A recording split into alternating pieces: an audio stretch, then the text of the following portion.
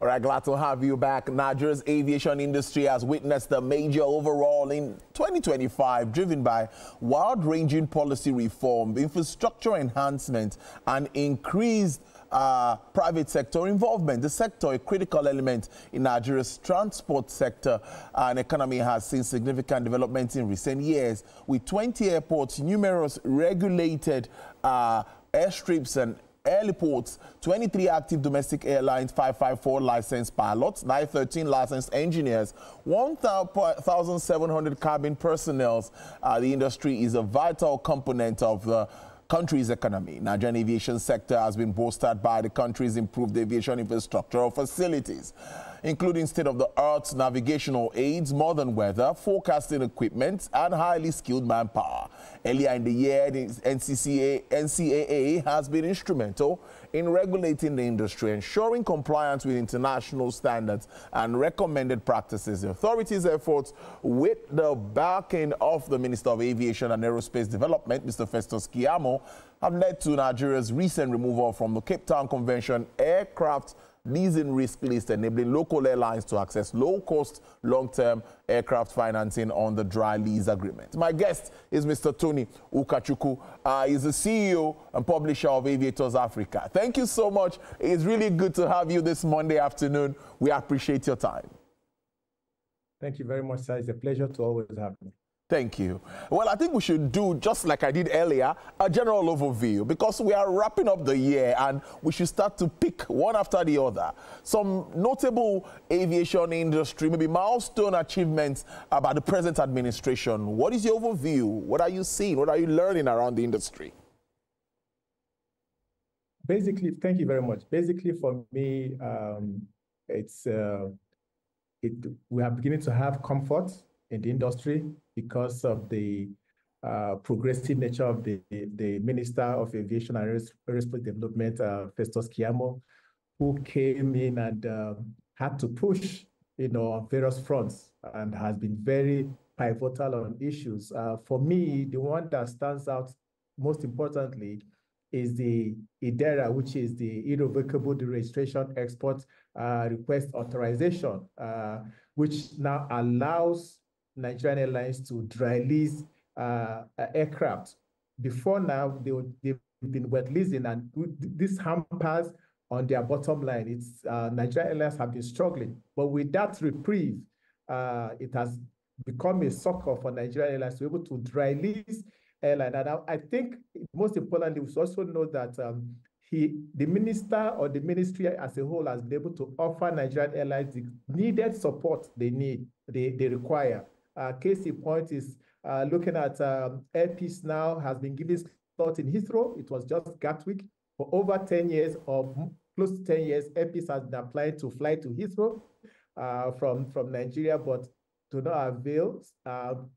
Recently he was granted, Airpeace was granted slot in Heathrow. Now they fly Lagos to Heathrow, Abuja to Heathrow. And just a few days ago, because of the IDERA that Nigeria signed that helps with the Cape Town Convention, Airpeace have been able to release the 737NG just 2 days ago. So overall, the ministry has been able to offer support, to the industry, which is something that we are all proud of. All right, then. Now, that's a good way for us to really start our conversation. Again, many states have embarked on this same mission, trying to open up their space either for cargoes or regular passenger flights. But my question to you really would be how sustainable. I guess we had this chart too during the Enugu Air, the inauguration of Enugu Air. So how sustainable is all of this?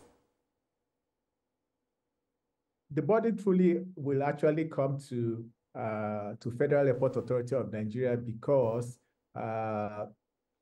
some states just go ahead and just build airports, and at the end of the day, they just hand it over to Federal Airport Authority of Nigeria. And sometimes, if they are not viable, it kind of becomes burden. I mean, building airports is not a bad thing in itself, but there should be some kind of framework on how to economically and commercially make it vibrant or viable, if you will. Which is a challenge. For example, the Ogun State have just launched their, opened up their own airports, cargo airport, and ValueJet now flies from Ogun to Abuja.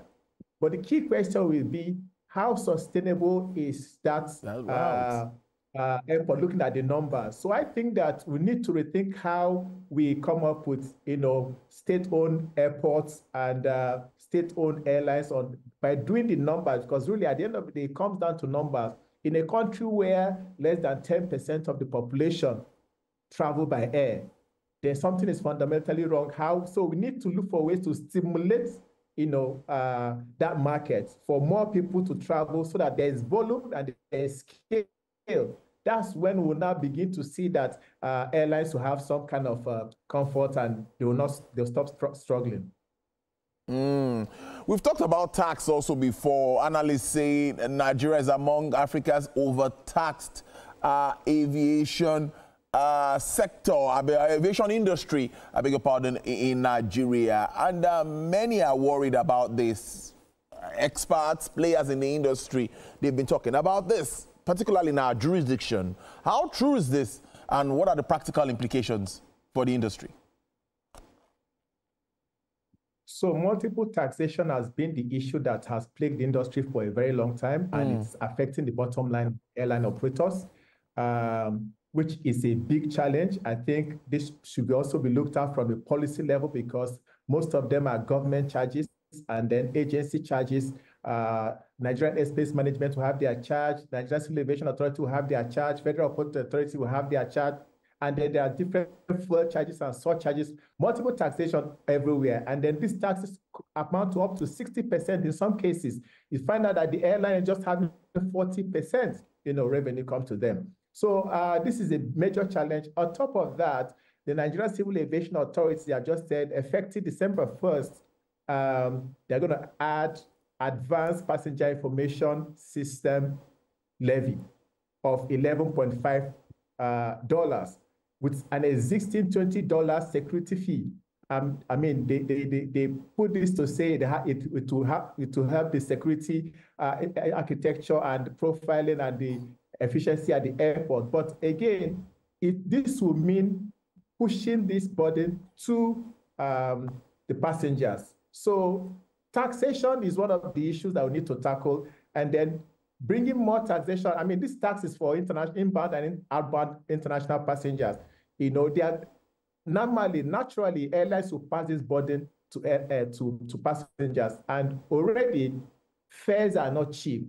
So having to tax more will just impede more the market, and then we'll get since we want to stimulate the market, we'll end up doing the opposite, because less people will have the disposable income to be able to fly, and that's a major challenge. It is really a challenge. And I'm going to ask, as interesting as it looked like in the industry, do you think there is a level playing ground in which all industry players can participate for partnerships, deals, signing deals and all? Some of us are just hearing some particular names being very active in the market. Is it limited to some particular operators, or is it open to everyone? You get my drift. What is happening? Are they all given that level playing ground to play, to be active in this market? Again, the airline industry is not an all-commerce affair. So capacity and capability is always the challenge. So where it may seem that some airlines are having some support is because they have the capacity to have that kind of support. But I dare say that there is no preferential treatment. The minister is open to helping all the operators in the industry. However, some people are more opportune than others by virtue of the capacity that they have in their operation. So, for example, it's not only airpeace that can fly to UK. If any flag carrier in Nigeria can also, the other airlines are designated flag carriers. They also have the opportunity to fly, given the right to fly abroad. But now it comes down to capacity. Are you able to have the equipment and the capacity to operate those routes? So I think, larger in a nutshell, that the support is across board. It's few weeks to Christmas, and already we are all looking out. Third, what are your thoughts and expectations, both locally and international space, despite geopolitical tensions in some cases? So basically, locally, is always this is the time we always have issues. Again, talk about capacity. Most of the airlines, don't have the capacity to come up to service their schedules. So this is the time you're going to have delays and cancellation, and this is the time of the year where you have weather issues, the Harmattan haze. So every year we keep having these issues. So this is an opportunity to also talk to the authorities and the operators. That it's not like we don't know that there's going to be Harmattan haze during this period. It's not that we don't know that there's going to be influx of people coming in and wanting to go for Christmas holidays and all. There should be some plans put in place in case there are weather doesn't favor or there are capacity issues. The airlines should be able to mitigate in this period. Again, one of the challenges this period is that we tend to see that airline fares spikes, and then we begin to wonder why some particular routes will get up to as much as 300,000 to 400,000 one way, domestic ticket, because, it's peak period, but again, how viable are these fares, on the passengers? So generally, December is a time that usually the weather is not really favorable. And then, of course, there is influx of people, especially those coming in from abroad.